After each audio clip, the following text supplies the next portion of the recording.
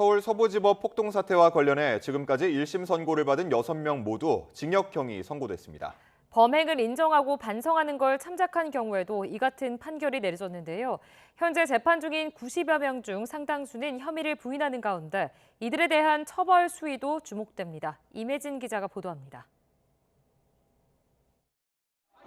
지난 1월 윤석열 전 대통령 구속영장 발부 전후로 법원 안팎에서 난동을 부린 혐의로 기소된 이들 가운데 현재까지 6명에 대한 1심 선고가 내려졌습니다. 법원에 들어가 기물을 파손하거나 경찰을 폭행한 혐의를 받는 김모 씨와 소모 씨는 각각 징역 1년 6개월과 징역 1년이 선고됐고, 취재진을 폭행한 혐의를 받는 우모 씨와 법원 담을 넘은 안모 씨에게는 각각 징역 10개월이 선고됐습니다. 경찰을 폭행한 혐의로 재판에 넘겨진 2명은 징역형의 집행유예를 선고받았습니다. 김 씨와 소 씨는 범죄 전력이 없는 초범인데다 혐의를 모두 인정하고 깊이 반성하고 있다는 점이 참작됐지만 실형을 피하지 못했습니다.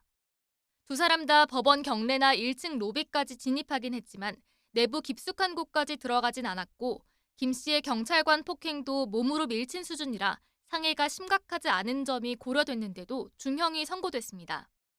특히 형량이 더 높은 특수 건조물 침입죄가 아닌 일반 건조물 침입죄가 적용된 안 씨도 징역형이 나온 것을 보면 재판부는 법원에 무단으로 침입한 행위 자체를 법치주의를 해친 중대한 문제로 보는 것으로 해석됩니다.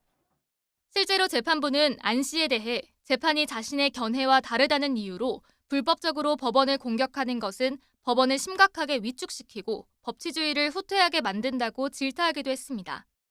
그런데 현재 재판을 받고 있는 이들 가운데 상당수는 저항권을 주장하며 혐의를 부인하고 있습니다.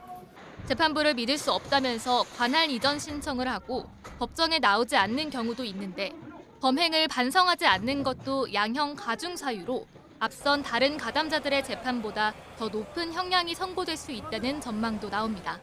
그 무죄 주장이 이제 재판부가 봤을 때 터무니없어 보이면은 형량을 높여주거든요. 그게 반성하지 않는다고 해서 형량을 높여주게 되는데, 그게 소위 말하는 이제 흔히 말하는 괘씸죄입니다.